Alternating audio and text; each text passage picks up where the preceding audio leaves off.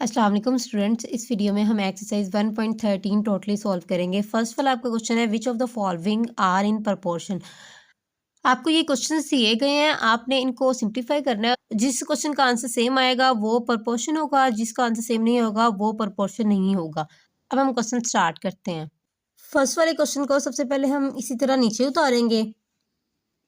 7:2 proportion 35:10। अब आपने क्या करना है, अब आपने मीन और एक्सट्रीम को मल्टीप्लाई करना है। ये आपके जो दोनों बाहर वाली साइड पे नंबर होते हैं ये एक्सट्रीम होते हैं, जो अंदर वाली साइड पे नंबर होते हैं ये मीन होते हैं। तो इसको इससे मल्टीप्लाई करेंगे और इसको इससे मल्टीप्लाई करेंगे और इसका फार्मूला लिखेंगे प्रोडक्ट ऑफ मीन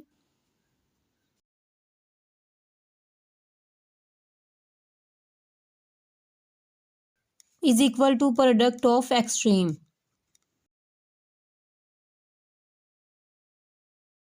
यहाँ पे लिखा हुआ है प्रोडक्ट ऑफ मीन्स, तो ये मीन वाले ये डिजिट हैं तो इनको यहाँ पे मल्टीप्लाई करेंगे। 2 × 35। एक्सट्रीम वाले डिजिट्स ये हैं तो 7 × 10 यहाँ पे आ जाएगा। 2 5 10, 0 यहाँ पे 1 इधर कैरी जाएगा। 2 3 6, उसमें 1 ऐड किया 7। 7 को 10 से मल्टीप्लाई किया 70। तो इधर भी 70 आ गया, इधर भी ये इक्वल है तो ये प्रोपोर्शन होगा। सो इट इज प्रोपोर्शन, क्योंकि इस क्वेश्चन का आंसर सेम आया इस वजह से ये प्रोपोर्शन है। फर्स्ट वाला क्वेश्चन आपका हो गया। इसको इससे मल्टीप्लाई करना है हमने और इसको इससे। यहाँ पे 2 × 20 इज इक्वल टू 6 × 5। पहले मैंने यहाँ पे एक्सट्रीम वाली वैल्यू लिखी, उसके बाद मैंने मीन वाली लिख ली है। आप पहले मीन वाली भी लिख सकते हैं और एक्सट्रीम वाली भी लिख सकते हैं। 2 0 0, 2 2 4, 6 5 30। तो देखिए इनके आंसर सेम नहीं आए तो ये इक्वल नहीं है, तो लिखेंगे so it is not proportion.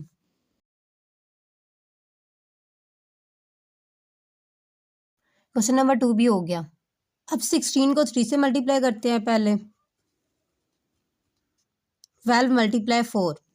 आप फार्मूला लिख भी सकते हैं, ना लिखें तो भी ठीक है, इस तरह एरोज आप शो कर सकते हैं।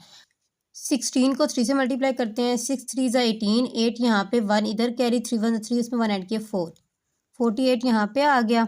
4 2 8, 8 यहाँ पे 4 1 4। सेम आंसर आए हैं तो ये प्रपोर्शन होगा, so it is proportion. Question number 3 भी कंप्लीट हो गया।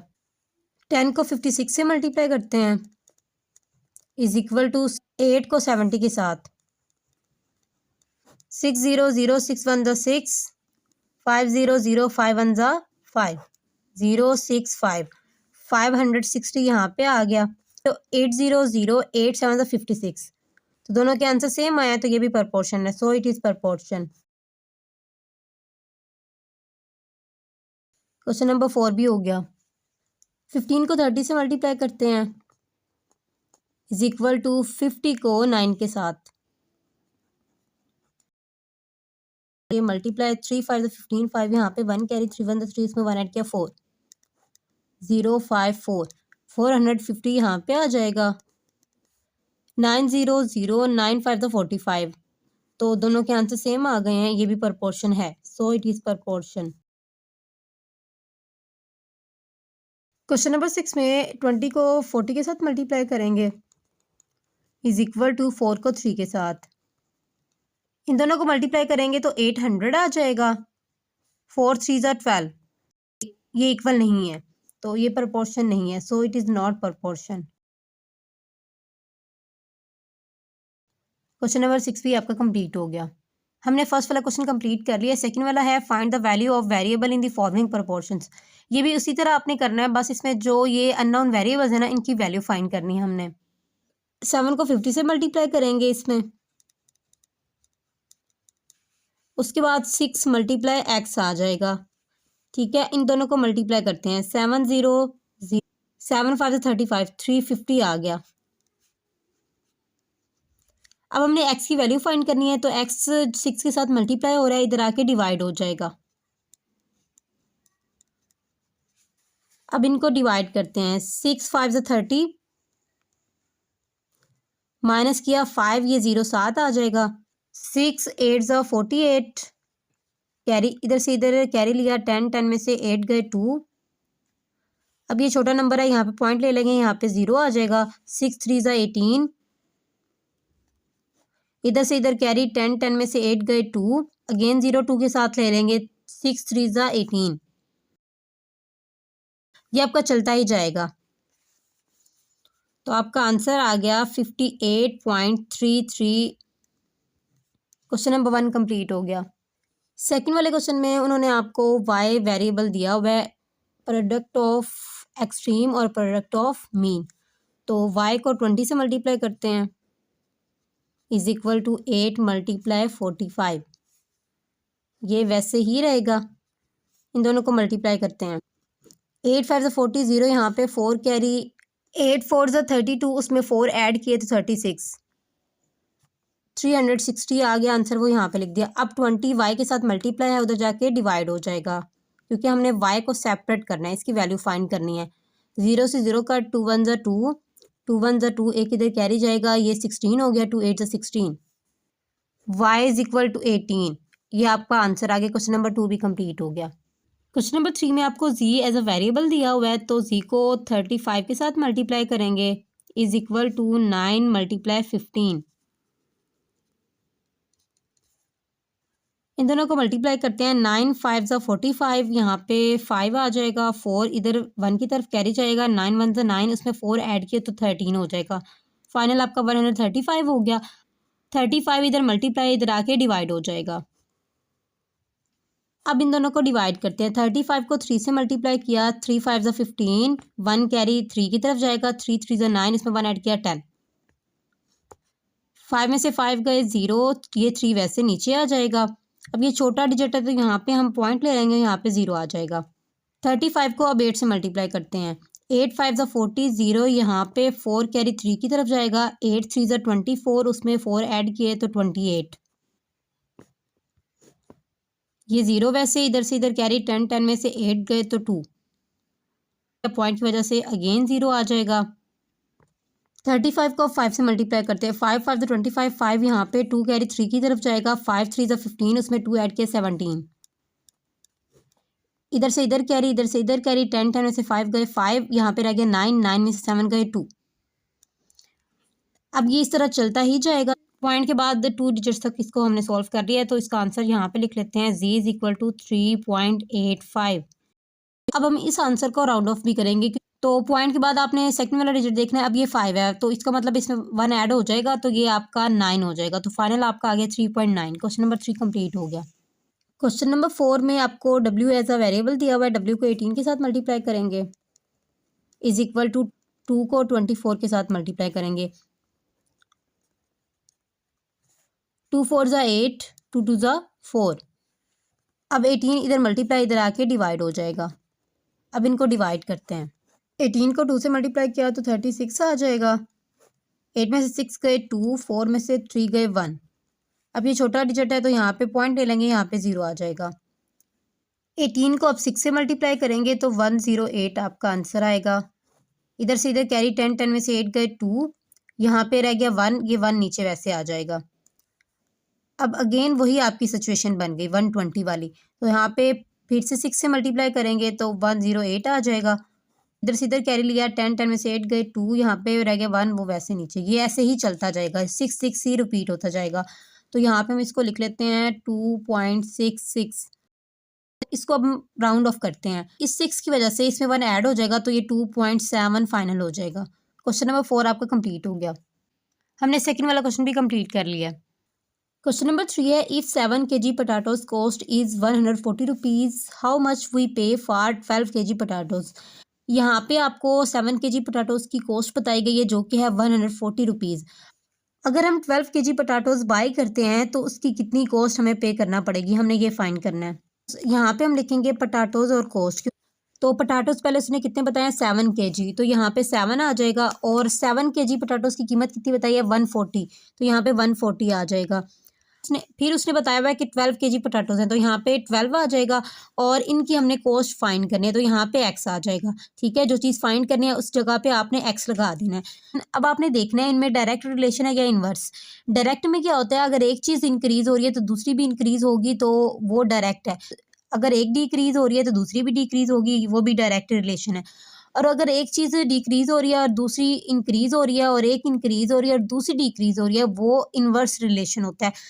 7 केजी पोटैटोज़ अगर हम लेते हैं उसकी प्राइस है 140। अगर हम 12 केजी पोटैटोज़ लेंगे तो ज़ाहिर-सी बात है उसकी कीमत ज़्यादा अदा करनी पड़ेगी हमें। तो ये चीज़ बढ़ रही है तो ये भी बढ़ रही है साथ, तो ये डायरेक्ट रिलेशन है, दोनों के एरोज़ ऊपर जाएँगे।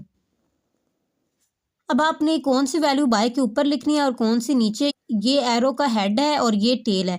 जो टेल वाली अमाउंट होती है वो बाय के ऊपर आती है, तो 12 आपका ऊपर आएगा और जो हेड वाली अमाउंट है वो बाय के नीचे। यहाँ पे इक्वल लगाएंगे। अब यहाँ पे जो एक्स है ये बाय के ऊपर, हेड वाली अमाउंट बाय के नीचे। अब हमने एक्स की वैल्यू फाइंड करनी है। 140 इधर डिवाइड इधर आके मल्टीप्लाई हो जाएगा। 7 1 7 7 2 14, 0 ऊपर चला जाएगा। अब 12 और 20 को मल्टीप्लाई करते हैं। इस जीरो की वजह से दोनों डिजिट जीरो हो जाएंगे। 2 2 4, 2 1 2, 240 आपका आंसर आ गया। 240 rupees is equal to X. इसका ये मतलब है 12 केजी पोटैटोज की कीमत 240 रुपीज़ होगी। क्वेश्चन नंबर 3 आपका कंप्लीट हो गया। क्वेश्चन नंबर 4 है, for 10 horses 12 kg 400 gram of food is required daily in the same proportion how much food will be needed for 16 horses। अगर 10 घोड़ों को 12 किलोग्राम 400 ग्राम खुराक की रोजाना की बुनियाद पे ज़रूरत है, उसी प्रपोर्शन में 16 घोड़ों को कितनी खुराक चाहिए होगी। यहाँ पे लिखेंगे हॉर्सेस और फूड ग्राम में। पहले उसने 10 हॉर्सेस बताए हैं तो यहाँ पे 10 आ जाएगा और 10 हॉर्सेस की उसने फूड कितनी बताई है 12 kg 400 ग्राम। पहले हम इन अमाउंट्स के यूनिट सेम करेंगे। ये किलोग्राम में है, ये ग्राम में है, तो किलो आपका 1000 के बराबर होता है। इसको 1000 से हम मल्टीप्लाई करेंगे प्लस 400। इनको मल्टीप्लाई किया तो 12,000 आ जाएगा प्लस 400। जब ऐड करेंगे तो आपका 12,400 ग्राम में आपकी अमाउंट आ जाएगी, तो वो हम यहाँ पे लिखेंगे। उसके बाद वो कह रहा है कि 16 हॉर्सेस हैं। यहाँ पे हम एक्स लगाएंगे क्योंकि हमने 16 हॉर्सेस की फूड फाइंड करनी है। तो अब देखिए पहले 10 हॉर्सेस थे, उनको इतनी फूड रिक्वायर्ड है। अब 16 हॉर्सेस हो गए हैं, हॉर्सेस ज़्यादा हो गए हैं तो उनको खुराक भी ज़्यादा चाहिए होगी। तो ये चीज़ बढ़ी है तो ये भी बढ़ेगी, तो ये डायरेक्ट रिलेशन है, दोनों के एरोज ऊपर जाएंगे। इस एरो की जो टेल वाली अमाउंट है वो बाय के ऊपर और जो हेड वाली अमाउंट है वो बाय के नीचे is equal to X over 12,400 आ जाएगा। इधर ये डिवाइड है, ये साइड पे आके मल्टीप्लाई हो जाएगा। 0 से 0 कट हो गया। अब 16 को 1240 के साथ मल्टीप्लाई करेंगे। 6006, 6 4 ज़ा 24, 4 यहाँ पे 2 कैरी, 6 2 ज़ा 12, उसमें 2 ऐड के 14, 4 यहाँ पे 1 कैरी, 6 1 6 उसमें 1 ऐड के 7, 1 0 0 1 4 4 1 2 2 1 1 ज़ा 1 0 4 4 और 4 को ऐड किया 8 7 8 9 और 1। आपका आंसर आ गया 19,840। अब हम इसको इसी फॉर्म में चेंज करते हैं जिस तरह आपका क्वेश्चन था। तो 19,000 है तो यहाँ पे 19 kg 840 ग्राम आ जाएगा। क्वेश्चन नंबर 4 आपका कंप्लीट हो गया। क्वेश्चन नंबर 5 है, the cost of 16 quintals of beans is 40,400 rupees. How much will 4 quintals cost. 16 quintals of beans की जो प्राइस है वो है 40,400 रुपीज। तो 4 क्वांटल ऑफ बीन्स की कॉस्ट कितनी होगी। यहाँ पे लिखेंगे क्वांटल्स ऑफ बीन्स केजी में और प्राइस लिखेंगे। उसने कितने क्वांटल्स पहले बताए हैं 16, तो यहाँ पे 16 आ जाएगा और उनकी प्राइस कितनी बताई है 40,400, वो यहाँ पे आ जाएगा। उसने 4 क्वांटल्स बताए तो यहाँ पे 4 आ जाएगा और उसकी प्राइस हमने फाइंड करनी है तो यहाँ पे एक्स आ जाएगा। पहले क्वांटल ऑफ बीन्स 16 थे और उनकी प्राइस थी 40,400 रुपीज़। अब क्वांटल ऑफ बीन्स हो गए हैं 4, तो उनकी प्राइस भी कम हो जाएगी। ये चीज़ कम हो रही है तो ये भी कम हो रही है। ये आपका डायरेक्ट रिलेशन है, तो दोनों के एरोज ऊपर जाएंगे। तो ये टेल वाली अमाउंट बाय के ऊपर, हेड वाली बाय के नीचे is equal to X over 40,400 आ जाएगा। ये अमाउंट इधर डिवाइड इधर आके मल्टीप्लाई हो जाएगी। ये कट हो रहा है 4 1 ज़ा 4, 4 4 ज़ा 16, ये अगेन कट हो रहा है 4 1 ज़ा 4, ये 0 ऊपर, 4 1 ज़ा 4 और ये दोनों जीरोज ऊपर हो जाएंगी। तो आपका आंसर आ गया 10,100 रुपीज़। क्वेश्चन नंबर 5 भी आपका कंप्लीट हो गया। क्वेश्चन नंबर 6 है, if a box of sweets is divided among 24 children they will get 5 sweets each. How many each will get if the number of children is reduced by 4। अगर टॉफ़ियों के एक box को 24 बच्चों में तकसीम किया जाए और हर बच्चे को 5 टॉफ़ियाँ मिलें और अगर 4 बच्चे कम हो जाएं, उसमें रिड्यूस हो जाएं, तो उसके बाद हर बच्चे को कितनी टॉफ़ियाँ मिलेंगी, हमने ये फाइंड करना है। यहाँ पे लिखेंगे चिल्ड्रन और स्वीट्स। तो पहले कितने चिल्ड्रन थे 24 और हर बच्चे को कितनी स्वीट्स मिल रही थी 5। टोटल आपके 24 चिल्ड्रन थे, उसमें से अब 4 चिल्ड्रन को माइनस कर दिया गया है, तो बाकी कितने रह गए 20। तो यहाँ पे लिखेंगे 20 और स्वीट्स हमने फाइंड करनी है यहाँ पे x। अब देखिए पहले चिल्ड्रन 24 थे और उनको 5 स्वीट्स हर बच्चे को आ रही थी। अब बच्चे कम हो गए हैं तो उनको स्वीट्स ज़्यादा आएंगी ना हर बच्चे को। ये चीज़ कम हो रही है, ये बढ़ रही है, तो ये आपका इन्वर्स रिलेशन है। इन्वर्स रिलेशन में एक एरो आपका नीचे होता है और एक एरो आपका ऊपर की तरफ होता है, लेकिन जो एक्स वाली साइड का एरो है वो हमेशा ऊपर की तरफ होता है और दूसरा एरो नीचे की तरफ आता है। ये एक्स वाली साइड वाला एरो कभी भी नीचे नहीं होता, ठीक है। और टेल वाली ये अमाउंट है, ये बाय के ऊपर आएगी 24 और हेड वाली अमाउंट 20 है, वो बाय के नीचे इज इक्वल टू एक्स ऊपर, क्योंकि ये टेल वाली अमाउंट है और हेड वाली अमाउंट बाय के नीचे। अब ये 5 इधर डिवाइड है, इधर आके मल्टीप्लाई हो जाएगा।